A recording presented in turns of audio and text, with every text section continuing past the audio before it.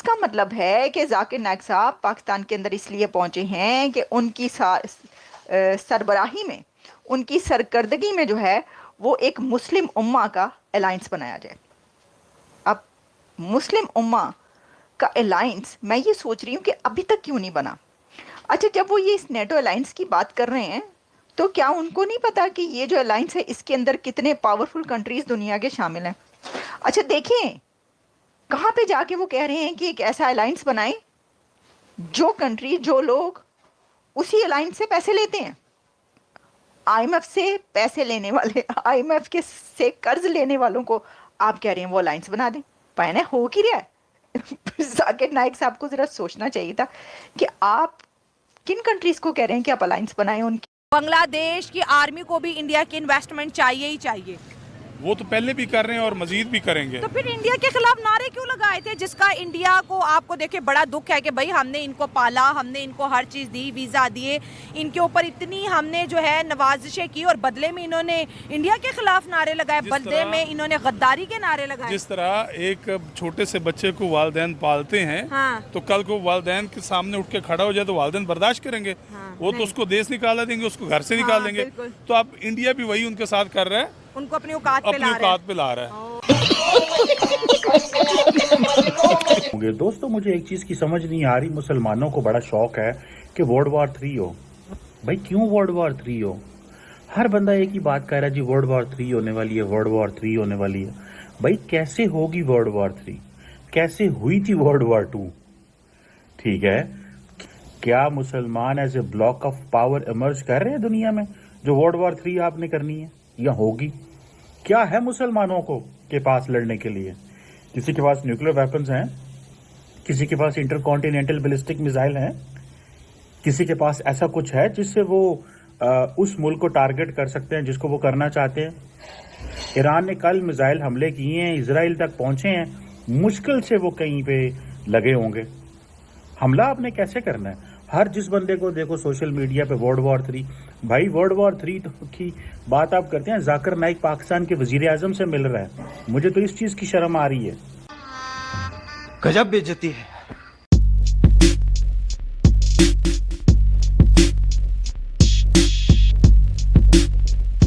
ہم نہیں مانتے ظلم کے یہ ضابطے، مارا ماری شروع ہو چکی ہے پاکستان کے اندر، فل ٹائم غصہ، وہ کہہ رہے ہیں ہم نہیں مانتے ظلم کے یہ ضابطے۔ یہ جنگ جو ہے وہ ہو رہی ہے اسرائیل اور ایران کے بیچ، لیکن تھرتھلی پڑ گئی ہے پاکستان میں۔ پاکستان میں یہاں تک کہا جا رہا ہے کہ لو پھر آیا جے غوری، وہ کہہ رہے ہیں غوری میزائل کا رخ آپ اسرائیل کی طرف کریں، ڈائریکشن غوری میزائل کی اس طرف کر دیں۔ لوگ یہ ریکمینڈ کر رہے ہیں، یہ سجیشنز دی جا رہی ہیں۔ اور حامد میر صاحب نے جو دھواں دھار تقریر کی ہے اس کے اندر تو انہوں نے کیا کچھ کہہ دیا، انہوں نے تو مسلم امہ کو بلی، کتے، بندروں سے تشبیہ دے دی ہے۔ انہوں نے کہا اس سے بھی رہ گیا۔ اچھا ذرا آپ کے سامنے سارا کچھ رکھتے ہیں، ذرا ہم سٹارٹ کرتے ہیں اس بات سے کہ یہ ہوا کیا ہے۔ یہ رہا ہے کہ ذاکر نائک وہاں پہ پہنچ چکے۔ تو دیکھیں ذاکر نائک جب تک 1 مہینہ رہنا ہے، انہوں نے پورے 1 مہینے کا دورہ ہے ان کا، اور ابھی تو پارٹی شروع ہوئی ہے، اور سٹارٹ میں ہی، پارٹی کے سٹارٹ میں ہی ڈاکٹر ذاکر نائک نے وہاں پر پہنچتے ہی یہ آرڈر دیا ہے پاکستان کو کہ آپ فوری طور پر نیٹو ٹائپ الائنس تشکیل دیں۔ پاکستان کو وہ کہہ رہے ہیں کہ آپ نیٹو بنا لیں ایک نیا نیٹو، یعنی نیٹو ٹائپ ایک الائنس، ایک اتحاد آپ بنائیں۔ تو وہ ملائیشیا میں تھے، تو ملائیشیا کی حکومت کو انہوں نے کیوں نہیں کہا؟ مطلب پاکستان آ کے سارا انہوں نے اپنے ساری خواہشات اور ڈیزائرز یہ سب انہوں نے پاکستان آ کے کہنی ہے، اور ان کو کہنا ہے مصیبت میں ڈالنا ہے تو پاکستان کو ڈالنا ہے۔ وہ کہہ رہے ہیں جی یہ نیٹو ٹائپ الائنس بنائیں۔ اچھا ذاکر نائک کی جو خواہش ہے نا یہ بڑی پرانی ہے، یہ بہت پرانی خواہش ہے ان کی، وہ کوئی 10-20 سال سے یہ کہہ رہے ہیں کہ ویسا ایک الائنس ہونا چاہیے، لیکن بنا ابھی تک نہیں سکے۔ تو اس کا مطلب ہے کہ ذاکر نائک صاحب پاکستان کے اندر اس لیے پہنچے ہیں کہ ان کی سربراہی میں، ان کی سرکردگی میں جو ہے وہ ایک مسلم امہ کا الائنس بنایا جائے۔ اب مسلم امہ کا الائنس میں یہ سوچ رہی ہوں کہ ابھی تک کیوں نہیں بنا؟ اچھا جب وہ یہ اس نیٹو الائنس کی بات کر رہے ہیں تو کیا ان کو نہیں پتا کہ یہ جو الائنس ہے اس کے اندر کتنے پاورفل کنٹریز دنیا کے شامل ہیں؟ اچھا دیکھیں कहाँ पे जाके वो कह रहे हैं कि एक ऐसा अलायंस बनाएं जो कंट्री, जो लोग उसी अलायंस से पैसे लेते हैं, आईएमएफ से पैसे लेने वाले, आईएमएफ के से कर्ज लेने वालों को आप कह रहे हैं वो अलायंस बना दें। पाया हो की रहा है। जाकिर नाइक साहब को जरा सोचना चाहिए था कि आप किन कंट्रीज को कह रहे हैं कि आप अलायंस बनाएं उनके जैसा। अच्छा, वैसे अलायंस बना तो हुआ है। अगर आप देखें ये जो हमास, हिजबुल्ला और ईरान, हुतीज एंड लेबनान, जितने भी ये कंट्रीज और ग्रुप्स हैं, तो वो भी तो एक अलायंस ही है ना। मतलब अलायंस का नाम आप जो भी रख ले, अलायंस तो आपके पास मौजूद है, तो वो क्यों नहीं लड़ पा रहा इजराइल के साथ?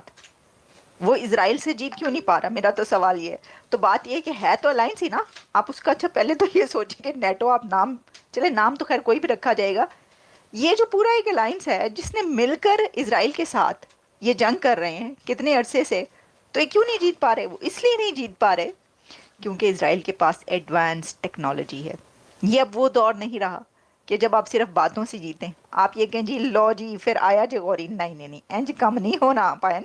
ये जो है, ये आपको वो वाली टेक्नोलॉजी लेना पड़ेगी, तो वो वाली टेक्नोलॉजी आपको भी सीखना पड़ेगी, लेना पड़ेगी, बनाना पड़ेगी, जिसके थ्रू पेजर्स जगह जगह फट रहे हैं वहाँ पर, जिसके थ्रू वो, अगर आप ज़ेरे ज़मीन भी चले जाएं तो तब भी वो ढूंढ के आपको मार देते हैं, पूरी लीडरशिप को। वो एडवांस टेक्नोलॉजी आपको लेनी पड़ेगी। जाकिर नाइक है ना, ये कुछ करा के जाएंगे। मैं आपको बता रही हूँ पाकिस्तान की अथॉरिटीज़ को, उनको जो है ना ज़रा ये ध्यान से, ज़रा ध्यान से कुछ करा के जाएंगे। मैं बता रही हूँ ये जिस किस्म के मशवरे दे रहे हैं। अच्छा देखिए, वैसे मुस्लिम उम्मा की जब ये बात हुई ना, तो हामिद मीर ने एक तकरीर की, उन्होंने कहा ये कुत्ते और बिल्लियों से भी रह गए हैं। अच्छा, वो क्यों कहा है उन्होंने? सिर्फ यही नहीं कहा, बल्कि उन्होंने पैलेस्टीन की बात की, फिर उन्होंने जिना की बात की, फिर उन्होंने इंडिया की बात की, और साथ ही उन्होंने कहा कि यहाँ पे एक साहब बैठे हैं जिन्होंने अभी कहा कि गौरी मिसाइल का रुख ही कर दो इसराइल की तरफ, और कुछ नहीं कर सकते। तो कैन यू इमेजिन मैन, आपने उधर से गौरी मिसाइल का रुख उस तरफ करना है, आपने गौरी मिसाइल की डायरेक्शन करनी है उस तरफ से आपके साथ पड़ोसी ने आपके S-400 का रुख आपकी तरफ कर देना। बस ऐ होना सिर्फ चंद मिनटों की बात होगी, चंद मिनटों की। उधरों जेड़ा S-400 है ना, पड़ोसी आपके, वो उसकी डायरेक्शन थोड़ी सी चेंज कर देंगे, बल्कि उन्होंने तो पहले की हुई है। लो मैं क्या बात कर रही हूँ, वो तो डायरेक्शन ही उस तरफ है S-400 की। उन्होंने कहना अच्छा आपको तो टाइम लगेगा उस तरफ डायरेक्शन करने में, हमारी तो पहले ही डायरेक्शन आपकी तरफ है जनाब अली। वो जो है ना, वो यकजान दो कालिब हैं, इजराइल और इंडिया। जरा ध्यान से भाई साहब, ध्यान से। बांग्लादेश का बना बनाया खेल मिट्टी में मिल गया है और भारत से पंगा लेने का इंजाम पूरी दुनिया के सामने आ चुका है। हुआ कुछ यूँ है कि मोहम्मद यूनुस के खिलाफ जो है बांग्लादेश की टेक्सटाइल इंडस्ट्री के जो गारमेंट वर्कर्स हैं वो हज़ारों की तादाद में रोड्स पर आ चुके हैं, जैसे कि आपको स्क्रीन पे नज़र आ रहा है। 20 से ज़्यादा लोग इंजर और कई लोगों के हलाक होने की भी खबर आ चुकी है। उनका डिमांड ये है कि मोहम्मद यूनुस यहाँ से निकल जाए। हुआ कुछ यूँ है कि जब से बांग्लादेश ने एंटी इंडिया के नारे लगाए तो अडानी साहब ने जो है वहाँ पर इलेक्ट्रिसिटी की जो सप्लाई है उसको रोक दिया, उसको कम कर दिया, और लोड शेडिंग की वजह से बांग्लादेश की टेक्सटाइल इंडस्ट्री 700 से लेके 1000 तक टेक्सटाइल इंडस्ट्रीज बंद हो चुकी हैं। और अगर हम बात करें अडानी साहब की, तो झारखंड के अंदर जो प्लांट है जो बांग्लादेश को इलेक्ट्रिसिटी सप्लाई करता है, उसने जो है बांग्लादेश को जो सप्लाई है वो रोक दी है, कम कर दी है, जिसकी वजह से बांग्लादेश में पॉलिटिकल क्राइसिस तो थे, लेकिन अब इंडस्ट्रियल इकोनॉमिकल क्राइसिस भी आ गए हैं। और क्या बांग्लादेश की सरकार मोदी साहब से जैसे बार बार मिलने की कोशिश कर रही है, तो क्या वो माफ़ी मांगना चाहती हैं? क्या मालदीव की तरह बांग्लादेश को एहसास हो गया है कि वो इंडिया के बगैर नहीं चल सकते? और जिस तरह से नारे लगाए जा रहे हैं, ऐसे लग रहा है बहुत जल्द मोहम्मद यूनुस को यहाँ से जाना पड़ेगा, क्योंकि हमने देखा है जब भी कोई कंट्री या हमसाया मुल्क इंडिया के इर्द गिर्द जो इंडिया के खिलाफ होता है, कुछ ही टाइम के बाद ऐसा रजीम चेंज होता है कि वो गवर्नमेंट को वहाँ से जाना पड़ता है और ऐसी गवर्नमेंट बनाई जाती है जो इंडिया के फेवर में हो सकता है। ये रॉ की भी साजिश हो सकती है।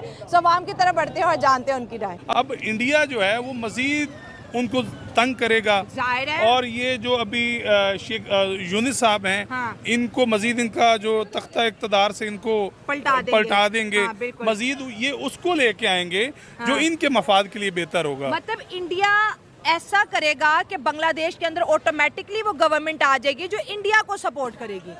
बिल्कुल ऐसे उनको चाहिए ही ऐसा बंदा हाँ। जो उनके मफाद के लिए हाँ। सांस में सांस ले, हाँ। उनके वो जो नारा लगाते हैं उसके साथ नारा लगाए। हाँ। उनको मफाद परस्ती की जरूरत है। हाँ। इंडिया अपने मफाद के लिए कुछ भी कर सकता है। सर अगर इंडिया की पॉलिसी देखिए वो ज्यादा दोस्त बनाने को प्रेफर करता है तो जाहिर है उसको लगेगा कि बांग्लादेश के ऊपर शांति है, नेपाल के ऊपर शांति है, क्योंकि चाइना और पाकिस्तान के साथ तो इंडिया की वैसे भी नहीं बनती, तो इंडिया दुश्मन तो नहीं बनाएगा। लेकिन इकोनॉमिकली इतना प्रेशराइज इस वक्त बांग्लादेश हो चुका है कि मुझे लगता है कि अगर मोदी साहब मोहम्मद यूनस से मिलने का फैसला कर दे तो यूनस साहब तो पैरों में बैठ जाएंगे, जो हालात हो गए हैं बांग्लादेश के। मजा आया, और मैं ये जो मजा है हिंदुस्तान के हर व्यक्ति को देना चाहता हूं।